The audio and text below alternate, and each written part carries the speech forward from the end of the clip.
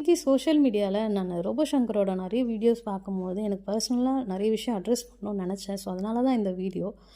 Robot Shankar பார்த்தீங்கன்னா, ஒரு லைஃப்பில் வந்து ஒரு சர்டன் ஸ்டேஜுக்கு அப்புறமா ஒரு டெசிஷன் எடுக்கிறாரு.